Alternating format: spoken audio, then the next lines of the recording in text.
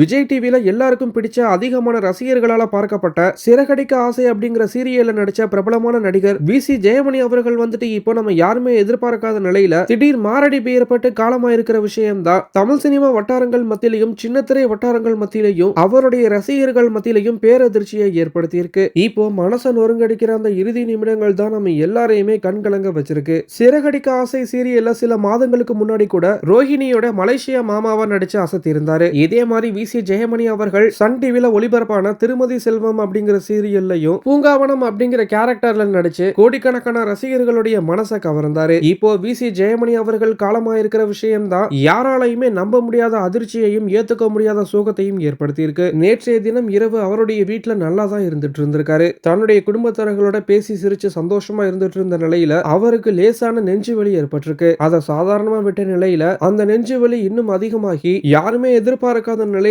திடீர் மாரடைப்பு ஏற்பட்டிருக்கு. அவருடைய குடும்பத்தார்கள் அவரை மருத்துவமனையில் அனுமதிச்சும் அவரை பரிசோதிச்ச மருத்துவர்கள் வந்துட்டு அவர் ஏற்கனவே இறந்துட்டு தான் சொல்லியிருக்காங்க. இதை கேட்டு அவருடைய குடும்பத்தார்கள் கண்ணீரை விட்டு அழுதிருக்காங்க. வி.சி. ஜெயமணி அவர்கள் 200 படங்களுக்கு மேல நடிச்சிருக்காரு. இதே மாதிரி மெட்டி ஒளி நாடகத்திலையும் நடிச்சு தனக்குன்னு கோடிக்கணக்கான ரசிகர்களை சம்பாரிச்சாரு. வி.சி. ஜெயமணி அவர்கள் திருமதி செல்வம், வாணிராணி, கல்யாண பரிசு, சிறகடிக்க ஆசை அப்படிங்கிற சீரியல் மட்டும் இல்லாம இன்னும் பல்வேறு சீரியல்கள்லையும் நடிச்சிருக்காரு. இது மட்டும் இல்லாம ஜெயமணி அவர்கள் லக்கி மேன், வானத்தை போல, தவசி, சிவகாசி, சிங்கம், பாபநாசம்னு ஏகப்பட்ட தமிழ் திரைப்படங்களையும் நடிச்சிருக்காரு. இதை விட இவரு 40 சீரியல்களையும் இயக்கியிருக்காரு. மேலும் ஜெயமணி அவர்கள் நடிகர், இயக்குனர் அப்படிங்கறத தாண்டி நடிகர் சங்கம் மற்றும் டப்பிங் யூனியன்ல உறுப்பினராகவும் இருந்திருக்காரு. இப்படி பன்முகம் திறமை கொண்ட ஜெயமணி அவர்கள் இறந்திருக்கிறது யாராலையுமே ஏத்துக்க முடியாத ஒரு சோகத்தையும் நம்ப முடியாத அதிர்ச்சியையும் ஏற்படுத்தியிருக்கு. இதை பத்தின உங்களுடைய கருத்துக்களை கீழே இருக்கிற கமெண்ட் பாக்ஸ்ல போஸ்ட் பண்ணுங்க. மேலும் இது போன்ற முக்கிய செய்திகளை தெரிஞ்சுக்க